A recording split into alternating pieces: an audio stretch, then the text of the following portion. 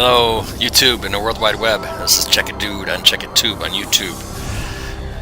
A little bit about my Myst series. I realized episodes 4, 5, and 6 were a little too long, and I shared a little bit too much of the frustrations and pitfalls that I endured with you. And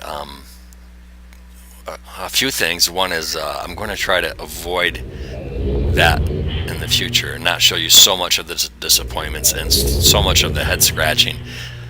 You should see a little bit of it if you really want to know what this game is about. You should see some of it.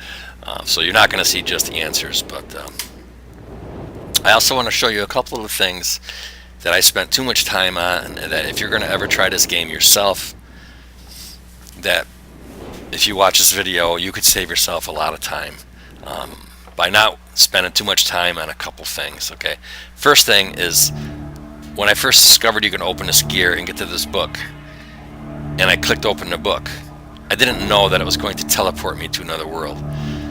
I wasn't ready for it. When you're in your first world in Myst, you should go to the library and you should really read all those books, or take as many notes as you can, because none of those books have the videos, the kind of videos that transport you. But whenever you find a book in Myst that has a video inside of it, you open a book and you're looking at it like a motion video. If you click on that video, you're going to get transported to another world. Okay, if you're not ready to go to another world, don't click on that video. Close that book and go get ready to go to other worlds before you actually go, because some of the information you could find in this world in the library will help you in those other worlds. And you open it, and there's the video. Now, if you click on that video, you're done. You're going to the new world, whether you like it or not. But if you click, you can close the book and get away from it. You don't get teleported. But once you click on the video itself inside that book, you are going for a ride, baby. All right, you better be ready. So before you go for that ride, come to this library up here, and 4 or 5 of these books are readable, and there's clues in these books about these other worlds that you're going to teleport to.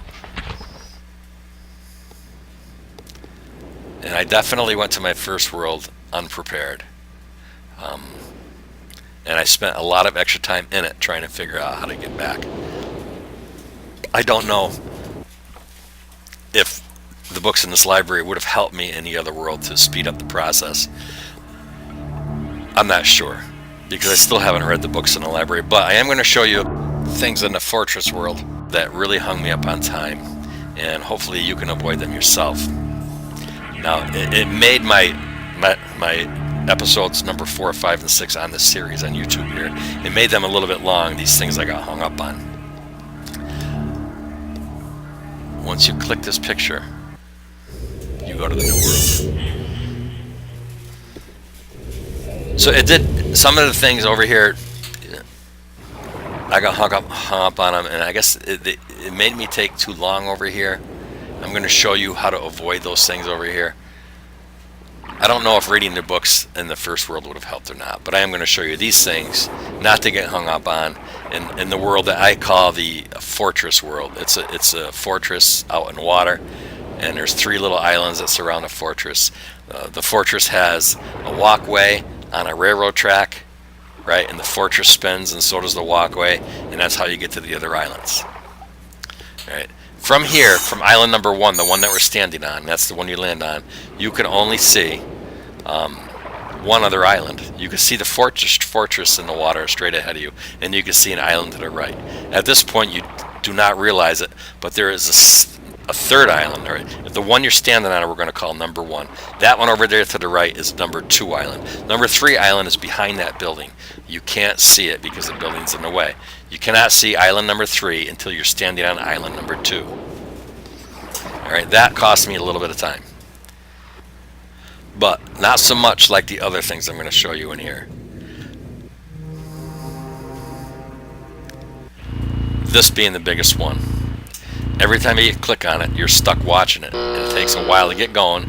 It's called a fortress rotation simulator. Okay, the key word here being simulator. All right, is as important as this thing looks, It's nothing but a practice tool for the real thing.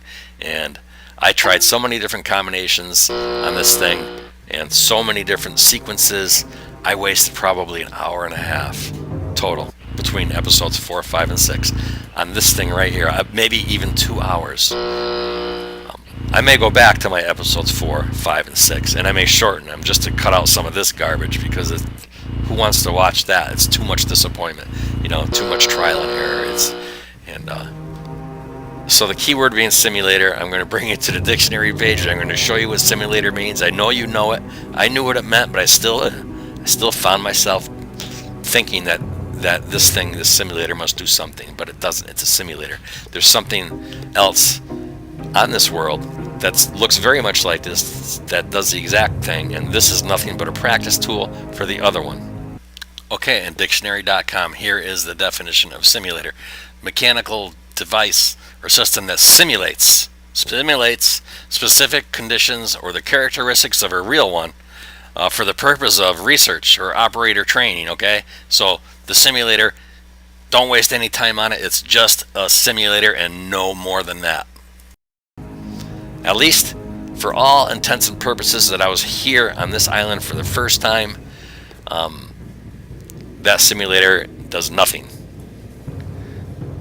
You go in here and you go to the elevator and you go up the elevator to find the equipment that is the real deal. And here's another place I wasted a lot of time. You have to see the 3 buttons for the elevator, right? Anyway, wait a minute. We're going out here first, and up on top of the elevator, what I thought was a platform with 2 levers. That's the real tool up there. That's what you got to get to. Now, it turns out it's actually on top of the elevator itself.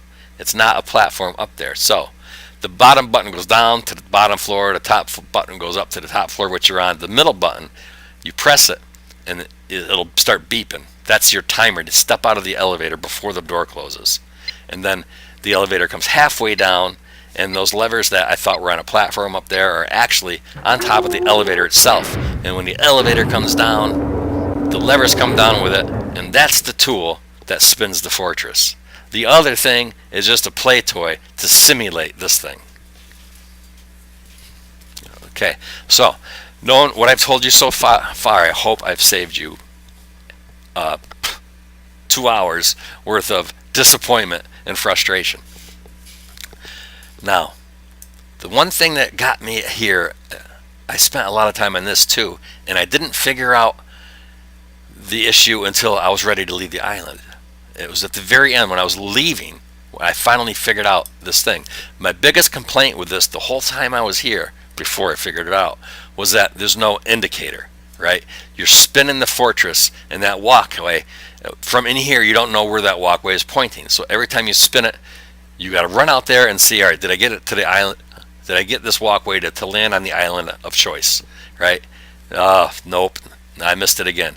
Run all the way back in here, try again, blindly, and then run back out there and see, all right? And after a whole bunch of times, I was getting really frustrated. I'm like, there should be an indicator in here, some little line that lines up so you could see where the walkway is pointing at, and there's no indicator. And that's what I thought. And for the whole time I was here, I was frustratingly running in and out of the building, starting to really not like this game. But it turns out there is an indicator, but it's not a visual indicator. You will not see the indicator. It is an audible indicator. You only hear different sounds that tells you which island you're on, which island your bridge is on. Now that one right there was a tin can sound. That means you're on island number 1, right, which is the one you landed on. Island number 2 is counterclockwise is the second island, and then counterclockwise again is the third island to number 3. Okay. Now you have to use the left lever to unlock the fortress, and then you push the left lever up, it unlocks the gearing on the fortress, and it stays up. Then you push the right lever up for a certain amount of time, and that will spin the world. And an indicator to the spinning world are the gears up above in here. It's kind of dark in there, but if you look closely, there's gears spinning When I push up this right knob, you'll see gears spinning in there. That's an indicator that it's moving. But you just still don't know where you are. The indicator for knowing where the walkway is doesn't happen until you are done spinning the island and you pull the left lever back towards you or back down there.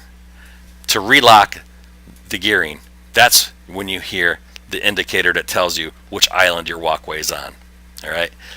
The number 1 island sounds like somebody throws a pebble at a tin can.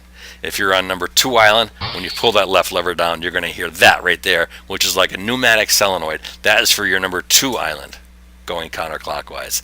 Number 3 island, when you pull that lock lever back down, sounds like a little, like you're hitting crystal glass with a fork, right? Ting. That's your number 3 island. So you do have indicators here, and I spent a lot of time not learning that. And take it for what it's worth. But if you're going to play this game, be aware. Leave your volume up. Mine wasn't always up because I'm talking when I'm playing, and sometimes I don't like to have to talk over the background noise and the game noise. So it's part of the reason it took me so long, because half the time maybe I wasn't hearing the indicators, and the other half of the time I was hearing them, but I wasn't listening to them. That's for that.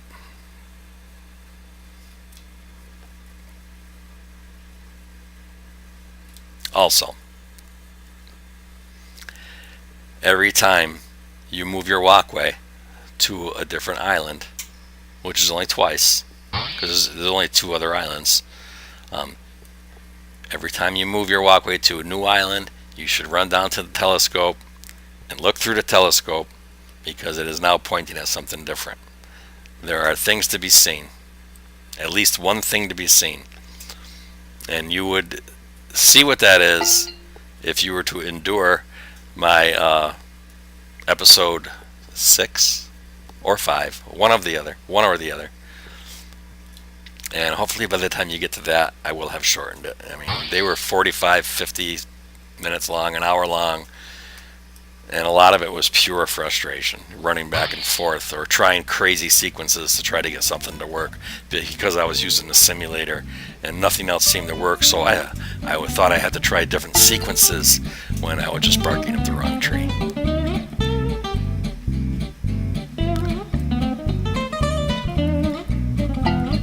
There you go, Tin Can, island number 1.